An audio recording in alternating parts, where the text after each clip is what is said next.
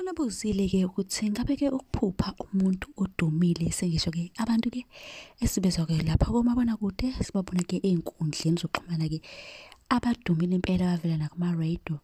Kodwa kube ukuthi-ke ephusheni uyambona ngqo umuntu-ke ongakaze wambona wazi nje ukuthi udumile.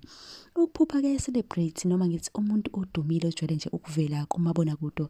Lokho kuchaza ukuthi-ke uyaphakanyiswa, impilo yakho izonyuka ngesingisi. Singathi-ke i-status sakho sizokhuphuka. Ngiyacabanga ukuthi-ke sonke siyazi uma ngikhuluma nge-status izinga nje lempilo yakho lizonyuka impela lethi ukukhuphuka kancane-ke ungase ungene-ke kwelinye izinga lempilo kusho ukuthi leli zinga okulona lizonyuka siyawela manje siye kwizinga elilandelayo. Mhlampe-ke imoto usuzoba nemoto uma kuthi-ke unayo izothi nayo ukunyuka noma kube ukuthi-ke uthola unumber 2 noma-ke esikhundleni emsebenzini zoba khona-ke kube ukuthi-ke isikhundla sakho siyanyuka. Kuningi-ke engakusho ngoba phela senze imisebenzi engafani. Mhlampe-ke nawe kulokhu okwenzayo noma kungasumise noma kube yinto oyizamayo lapha encanyana kodwa-ke ngokwe-status noma ngokwezinga kuzonyuka. Khona-ke into ozonyuka. Kungenzeka-ke kulelo phupho lakho uphuphe-ke uxhawula i-celebrity ukhuluma nalo noma-ke uwenza noma yini kodwa kube ukuthi-ke likhona.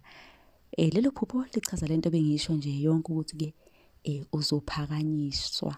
Kusho ukuthi-ke abadala sebevumile sekuyisikhathi-ke sakho ukuthi-ke manje uphakanyiswa. Omunye-ke uzothi kade mina ngangihlupheka Nkosi yami. Uma ukuthi-ke iphupho lakho leli angisho ukuthi kuzokwenzeka kusasa kodwa abadala-ke bayakubonisa kahle kahle ukuthi isikhathi sokuthi-ke uphakanyiswe sesifikile manje. Kanti-ke mlaleli uma ukuthi-ke unombuzo buza la kwi-comment noma ngabe iphupho ngizobe sengibuya nevidiyo ngizochaza kabanzi. Kanti-ke ungashaya usubscribe ukuze ungaphuthelwa uma sengifaka ividiyo ngizochaza kabanzi ngalelo phupho-ke ozobe ulibuzile.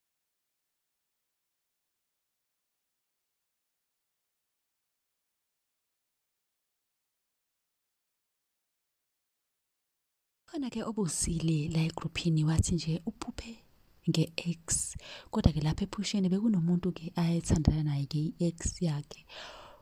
Uma kuwukuthi-ke uphupha ngomuntu owawuthandana naye nithandana nje impela kungenzeka ukuthi loyo muntu usamthanda ingakho phela umphupha nasebusuku-ke futhi uyamkhumbula. Uma-ke uzitshela ukuthi ubungasamthandi kuyenzeka-ke uhlukane nomuntu uzitshela ukuthi-ke awusamthandi uyaphoqa nje isimo wenzele ukuthi nje lokho ucasule mhlambe. Kanti-ke iphupho liyakuvezela ukuthi yeyi usamthanda wena lo muntu. Kwesinye isikhathi-ke imimoya yenu isahlangene uma-ke nicabangana same time isizathu esenza-ke lokho ukuthi wena-ke i-ex yakho kwenza ukuthi-ke nikhumbulana ngoba phela imimoya isahlangene. Mlaleli ngicabanga uyazi-ke nawe ukuthi ngikhuluma nani-ke lapho ngoba iyavakashelana imimoya yenu ngokwephupho ngasho-ke kanjalo. Esinye-ke isizathu simayelana nothando ukulo ngaleso sikhathi kuwukuthi-ke uthando okulona ungenzeka ukuthi alikuthokozisi noma alikujabulisi. Maningi amathuba ukuthi uhlale ucabanga-ke lo owawuthandana naye uma ukuthi-ke kulolu thando kulona njengamanje awujabulile. Yayizwa leyo nto kube ukuthi-ke usuzifisa nje ungathandani namuntu. Kwesinye isikhathi-ke kunezinkinga-ke phakathi kwakho nayo ex yakho leyo-ke enahlukana nayo. Kungenzeka ukuthi khona iy'nkinga abhekana nazo njengamanje and udinga wena-ke umuntu ongamsiza. Esinye isizathu-ke sokuphupha nge-ex yakho-ke kungenzeka-ke ukuthi ikusebenzisela-ke imithi yokuthi-ke uphume kulo muntu-ke okuyena ubuyele kuyena. Kungenzeka ukuthi uyakubiza emakhandleleni lo muntu njengoba bengishilo ukuthi kungenzeka ukuthi uyena uyakukhumbula uyafisa ukubonana noma uwena ulokhu umcabange njalo. Kungenzeka ukuthi lo muntu ubhizi-ke kusebenza nje uyakubiza impela emakhandleleni. Kanti-ke mlaleli uma ukuthi-ke unombuzo ngicela ubuze la kwi-comment section ungakhohlwa ushaya subscribe ukuze mase ngibuya ngizofaka leyo video oyibuzile ingakuphuthi. Khona Abuzile-ke lapha egroupini yethu yamaphupho ka-WhatsApp wathi nje yena uphuphe ngama-fruits noma ngingasakhumbuli kahle, kodwa-ke nami incazelo ngizoyifaka lapho, ngizobe senginaba sengichaza konke ukufaka izithelo phakathi. Amaphupho ngama-aphula. Ake siqale nje ngama-aphula. Sike sithi-ke ephusheni lakho uphupha i-aphula. Uma ukuthi-ke uphupha ukuthi udla ama-aphula, kusho ukuthi-ke kunezinto ezinhle ezizayo kuwena ngaphandle uma-ke uwanambitha uthola ukuthi amuncu. Lokho kusho ibhadi ekusaseni lakho, kusho ukuthi ama-aphula-ke lawo owaphuphile noma ngithi-ke owatholayo kumele kube ukuthi-ke awabi muncu, awekho mabi. Ngoba ube muncu mabi kusho ukuthi-ke unebhadi, ngokuhamba kwesikhathi khona ibhadi elizokwenzeka nje okuzomele ulilindele. Asike sithi-ke kulelo phupho lakho ubona amagrebhisi noma kube ukuthi-ke kunamagrebhisi, ake ngiyibeke kanjalo. Uma uphupha ukuthi-ke udla amagrebhisi, lokho kusho ukuthi-ke umuntu-ke ozoshada naye noma-ke oshade naye uzokujabulisa. Okusho ukuthi uma ungakashadi lo ozoshada naye khuleka nje ugcwala ubhavu uzokujabulisa, noma ukuthi-ke lo oshade naye njengoba usemshadweni usazokujabulisa-ke isikhathi eside, kusho ukuthi nisazohlala kamnandi ngokujabula. Uma-ke kuyikuthi uphupha ngamaplamu, uma uphupha ukuthi-ke udla amaplamu, incazelo-ke iya ngokuthi anoshukela noma amuncu. Siyazi-ke sonke ukuthi khona amuncu kube khona-ke amnandi anoshukela. Amaplamu-ke anoshukela asho ukuthi-ke uzoba nenhlanhla, kodwa-ke amaplamu amuncu asho-ke ukuthi kukhona umuntu ozolwa naye. Kusho ukuthi umemuncu, yeyi impilo yakho isazoba muncu nje, uzoshawa usazolwa kahle kahle. Asike sithi-ke lapha ephusheni lakho uyavuna. Ake sichaze-ke ukuphupha ngokuvuna. Uma uphupha-ke ukuthi-ke uvuna izithelo, kusho ukuthi uzophumelela ezintweni ezizayo. Noma ngabe yini-ke le oyizamayo usazophumelela kuyona. Uma ukuthi-ke kuhamba kabi-ke ungangabazi, lokhu uzame njalo ngoba ekugcineni uzophumelela.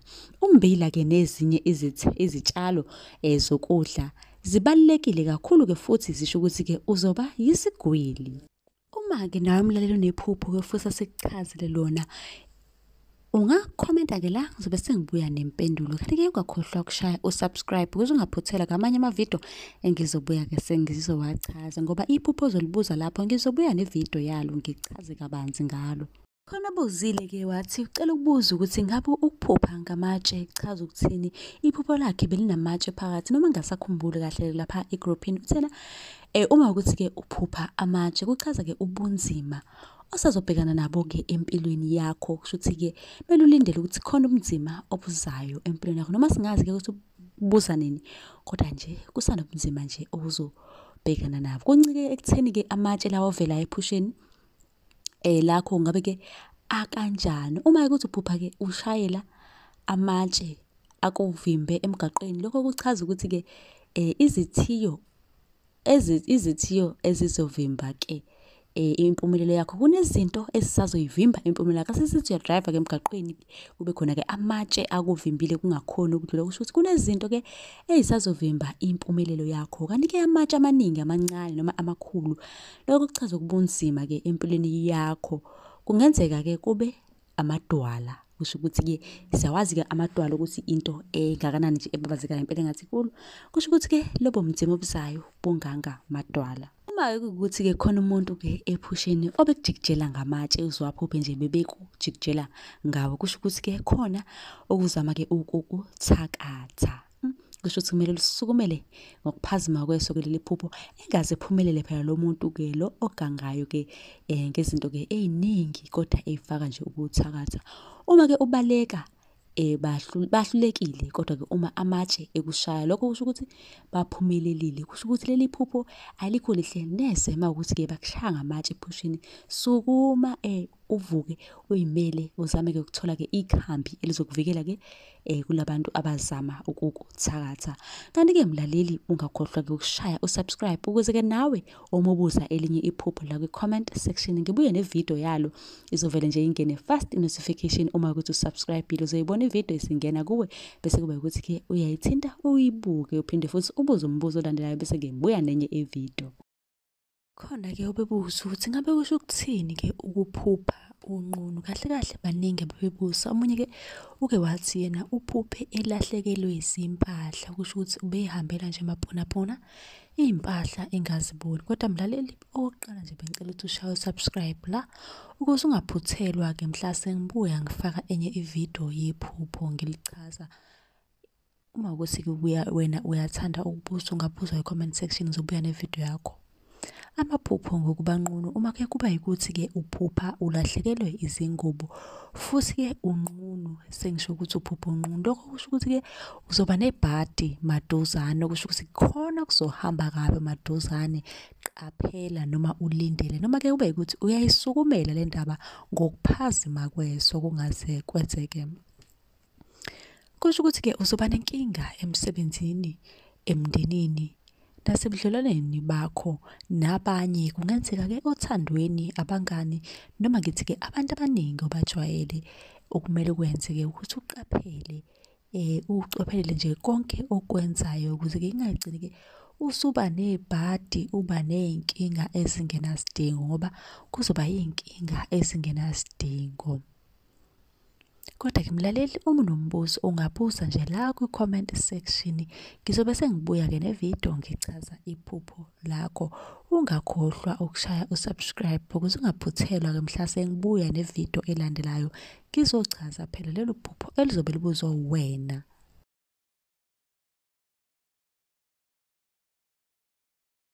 Ku-comment la wabuza ukuthi ngabe ukuphupha nge-tsunami lokho kuchaza ukuthini? Ngokuvamile-ke amaphupho nge-tsunami abonisa-ke izinhlekelele zemvelo ezingenzeka ngesikhathi somcimbi we-tsunami.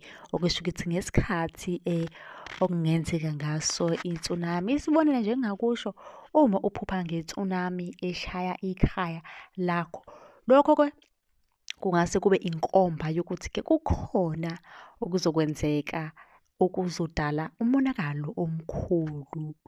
Ungase-ke futhi ubone ama-tsunami njengezimpawu zempi, ukuvukela umbuso, noma-ke izikhathi zesiphepho. La maphupho-ke angase futhi-ke asikisele ukuthi-ke uzosabela kanjani uma-ke i-tsunami isihlasele endaweni yangakini.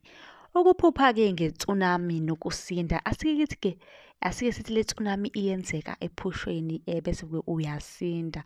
Uma-ke uphupha usinda ku-tsunami, ukuqonda kwakho okuncane kuzama ukukutshena ukuthi kukhona izinguquko ezinkulu ezizayo. Kusho ukuthi-ke kusamele ulindele-ke izinguquko. Kumele ukwazi-ke lokho ukuthi maduzane khona iy'nguquko ezizayo.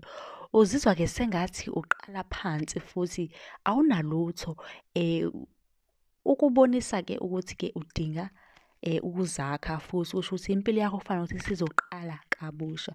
Leli phupho-ke lingaba-ke inkomba yezinkinga zakho empilweni, kodwa futhi-ke lingabikezela-ke izindaba ezijabulisayo. Amaphupho nge-tsunami nezikhukhula. I-tsunami-ke kanye uzamcolo ephusheni kuwuphawu-ke lokutengantenga kwezimali. Kusho ukuthi-ke uma uphupha eliphuphe kanje kumele wazi ukuthi eyi uzoba nenkinga-ke lapha kwezezimali, kuzothanda ukushuba kancane. Kungenzeka-ke futhi unenkinga yokubhekana nesimo sakho sezimali futhi-ke wesaba-ke ukuwela esikweletini esikhulu. Kusho ukuthi-ke usey'nkingeni ey'ningi zemali. Uyafisa kodwa ukuyokweleta, kodwa uyasaba ukuthi eyi ngoze ngingene kakhulu ngithi shiqe ey'kweletini. Uma uzithola-ke ubhekene nenkinga, inkinga yezimali empilweni yakho yangempela, zama-ke ukungakhathazeki ngokuthi-ke ikusasa lingakulethelani. Kunalokho-ke bheka izindlela zokulungisa okwamanje. Kusho ukuthi-ke ngaleso sikhathi uma ukuthi-ke kuleyo tsunami eyenzekalayo uyagijima, uyacasha, kahle kahle ufuna ukuzivikela. Amaphupho-ke ngokujahwa tsunami kusho ukuthi-ke wena noma-ke othile osondelene nawe, sengisho-ke umndeni noma umngani noma isithandwa sakho usengozini enkulu yokukhashelwa noma-ke ukulinyazwa umuntu obucabanga ukuthi-ke ongumngane wakho. Uma-ke ukucashela uzosindiswa, kodwa uma kuthi-ke leyo tsunami yacatsha uzosindiswa, kuzomele-ke uphile ngokuhlukumezeka, kodwa khona uzosinda. Kusho ukuthi impilo yakho uzoyiphila nje ibe nzima, kube ukuthi usindile. Uma-ke ugijimela kuyo ukukhashelwa-ke sekuvele kwenzeka, futhi asikho isidingo sokuzama-ke ukubaleka. Mlaleli, uma ukuthi-ke khona la ongezwanga khona, ungabuza-ke nawe la kwi-comment section, noma-ke uma unephupho ofisa sikuchazele lona ungabhala. Ngizobe-ke sengibuya nevidiyo.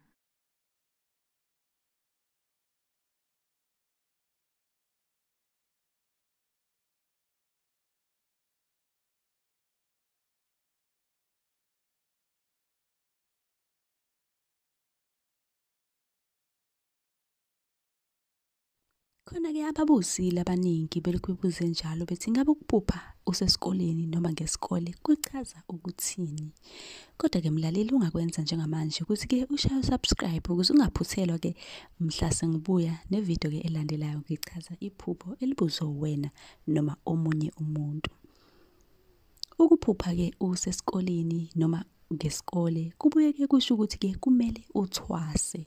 Uma-ke kuyikuthi-ke lapho esikoleni ubhala izivivinyo, lokhu-ke sikubiza ngokuthi ama-test.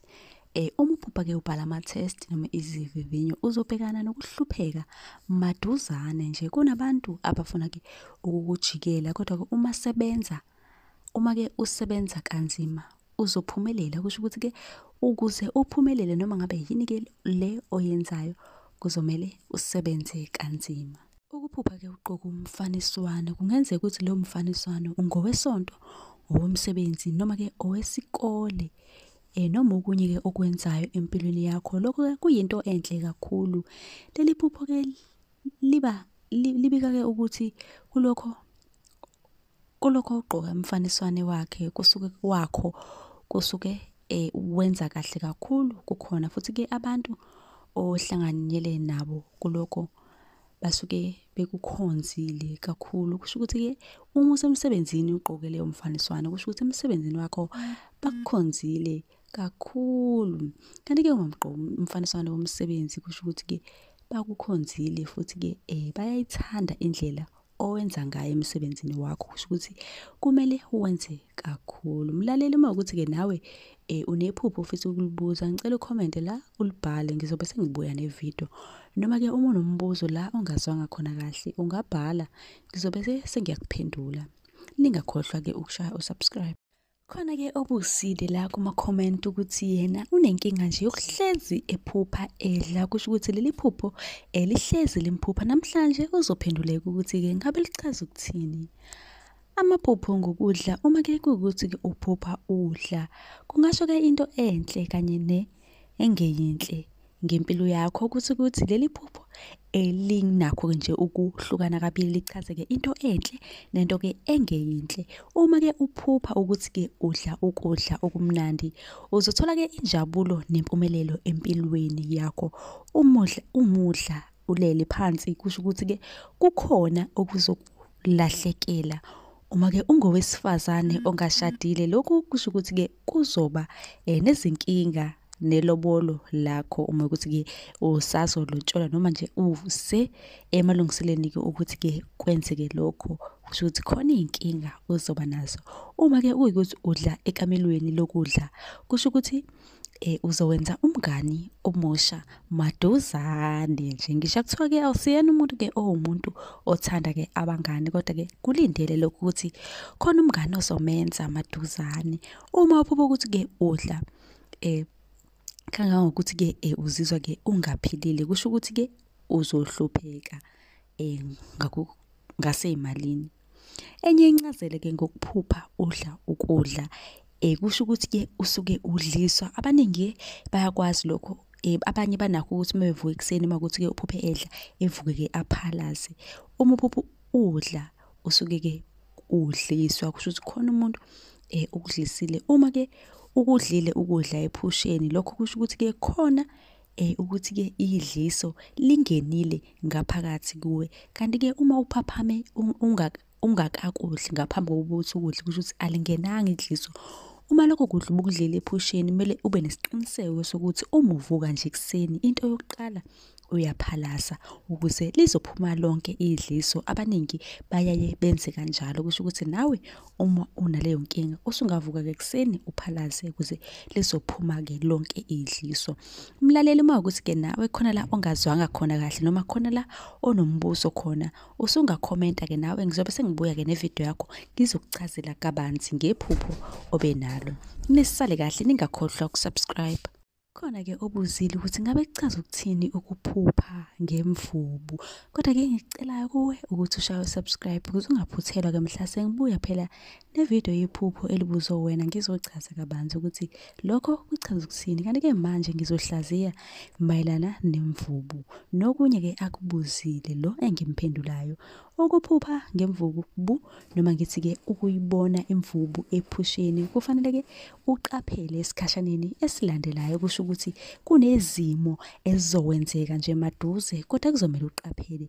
Kungenzeka ukuthi kumele uqaphele abangani noma ngithi-ke abantu osondele nabo, ngoba kukhona izimo ezizayo. Uphinde wabuza futhi ukuthi ngabe kuchaza ukuthini-ke ukuphupha izingubo ezindala.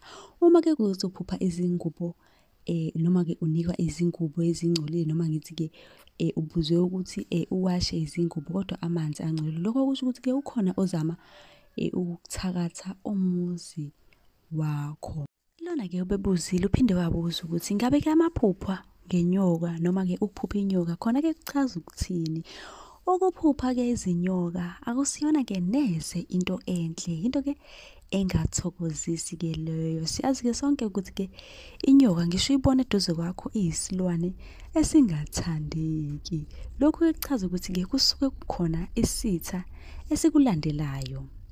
Futhi-ke kuya ngokuthi-ke iyiphi inyoka oyiphuphile, ngoba sonke siyazi ukuthi iy'nyoka ziningi, ziyinhlobonhlobo, azifani. Ngizokuthatha nje mlaleli ngikise nje ngikuchazele ngazo zonke-ke izinhlobo zezinyoka ukuthi uma uphuphe le kusho ukuthini, uma uphuphe le kusho ukuthini.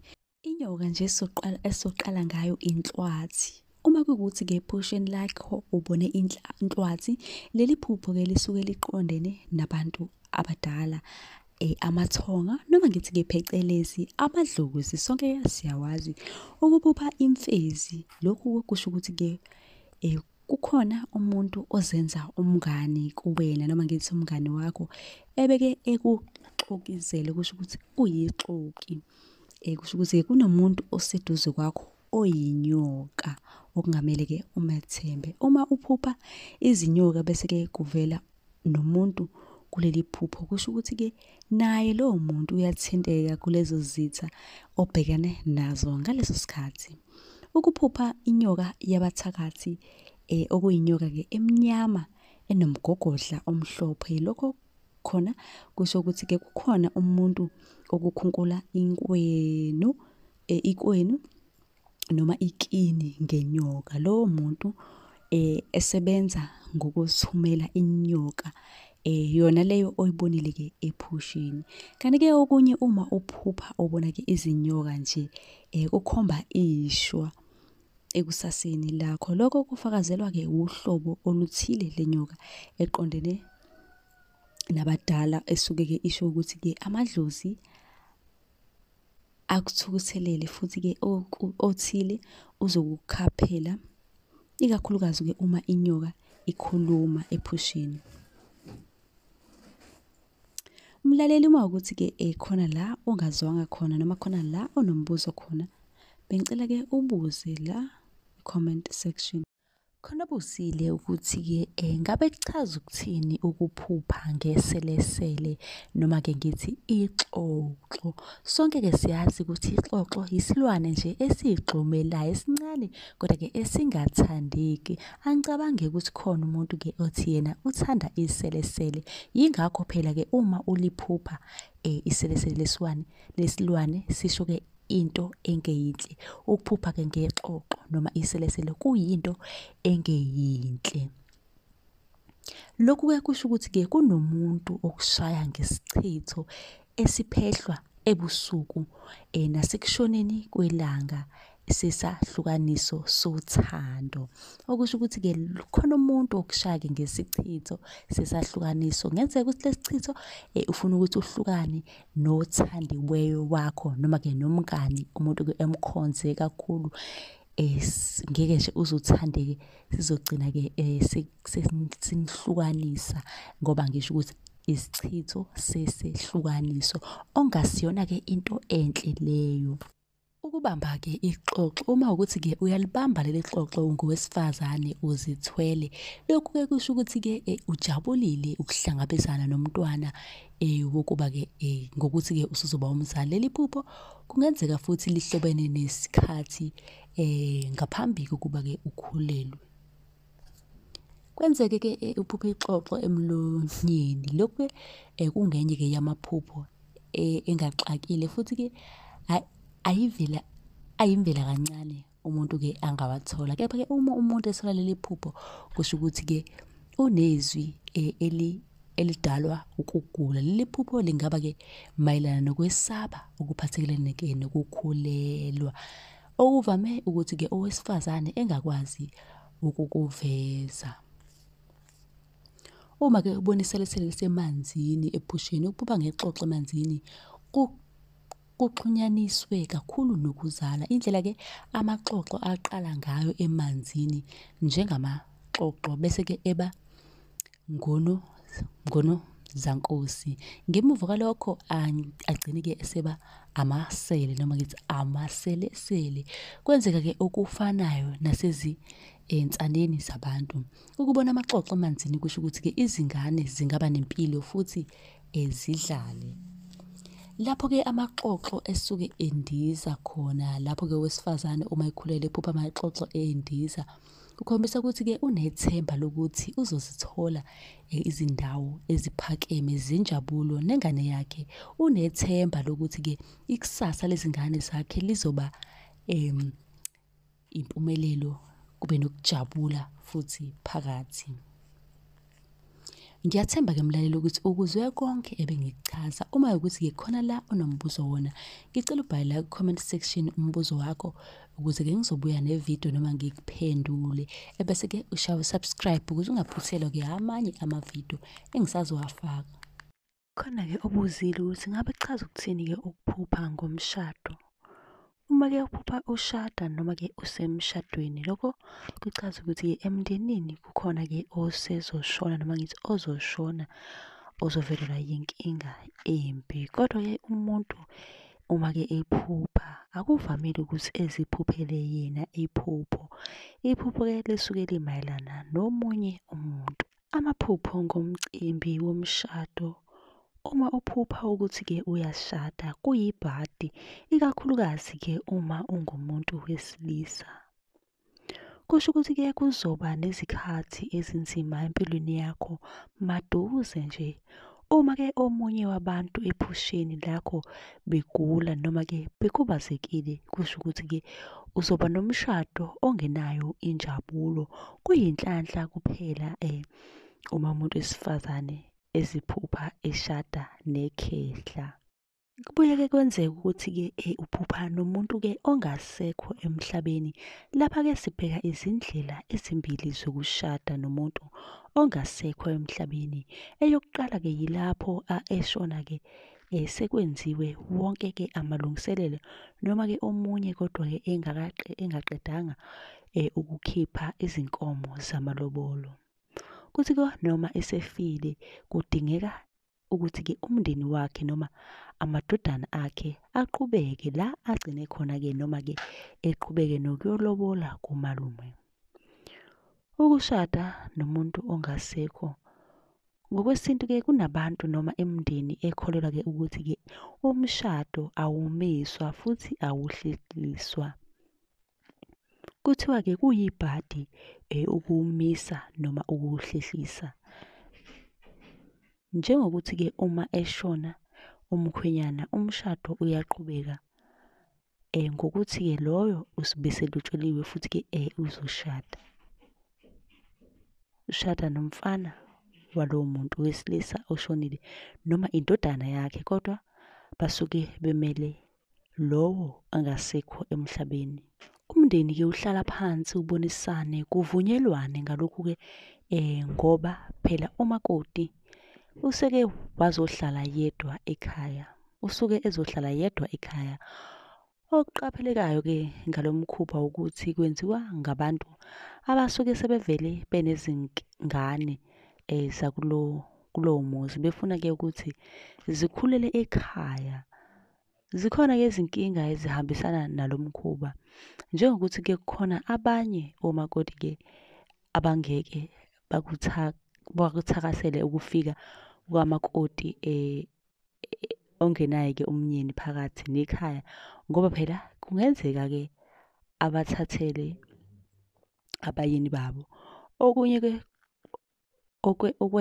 okwenzekayo ukuthi-ke noma ngabe bekuthiwa-ke umfowabo waloyo omdala umele umfowabo, kusuke ngosuku lomshado kuyenzeka bagcine-ke sebeganene abe unkosikazi wesibili uma ngabe-ke owesilisa beseganiwe vele. Lokhu-ke kwaziwa-ke njengesiko lokungena. Ukulobolela umuntu-ke ongasekho kunemindeni noma-ke izimo eziphoqa-ke ukuthi abantu bashadiswe noma ngabe ilobolo alikhokhwanga lonke. Imindeni-ke iyavumelana ukuthi-ke lizoqedelwa kanjani, bese-ke bayashada labo bantu bobabili. Kuyenzeka-ke ukuthi-ke bagcine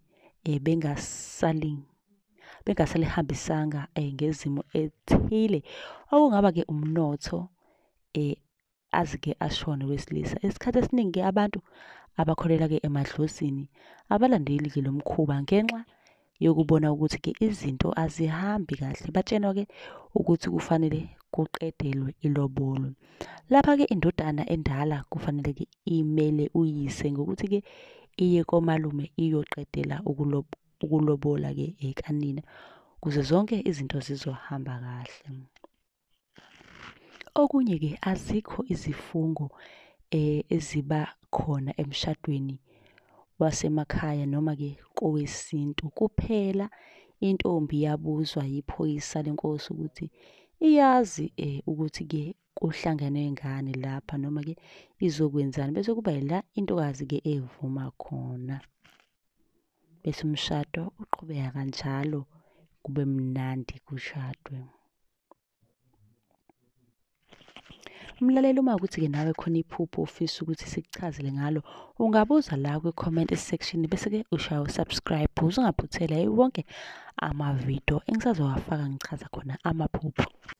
Khona mbuzile-ke ukuthi ngabe kuchaza ukuthini ukuphupha amazinyo, noma angasakhumbuli ukuthi bebuze kanjani, kodwa-ke ngizochaza ngamazinyo-ke ukuthi-ke ukuphupha amazinyo angemuva noma angaphambili, noma-ke ephuma noma ususelene esini. Ngabe-ke lokho kuchaza ukuthini?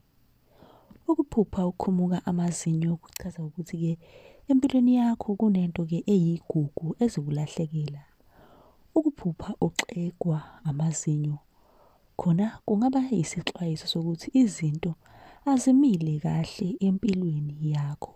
Kanti-ke mlaleli, uma kuthi kunephupho nawe ufisa ukulazi, ungabuza-ke la ngizobe sengiyabuya-ke ngizokuchazela. Ungakhohlwa-ke ukushaya u-subscribe ukuze ungaphuthela wonke amaphupho engisazowafaka ku-YouTube.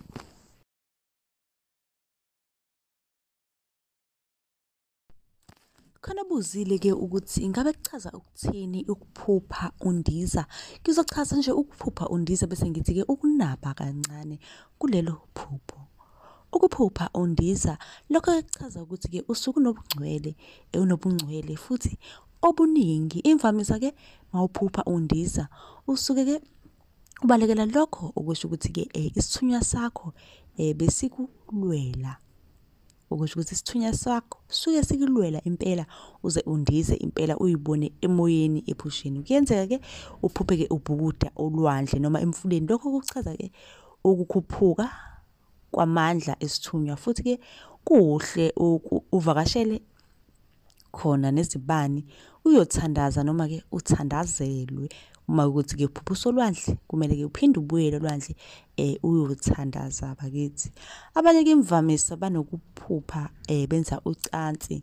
Ngifuna ukucacisa-ke ukuthi kusuke kungesona isilwane ngaso sonke isikhathi uma-ke ukuthi-ke uphupha uwenza ucansi. Ngabe-ke umuntu wesilisa noma ngowesifazane. Ngoba abanye bathi-ke uma bephuphe kanje kuba khona-ke inhlahla enkulu eyenzekayo kulezo zinsuku. Kodwa-ke kungesona isilwane.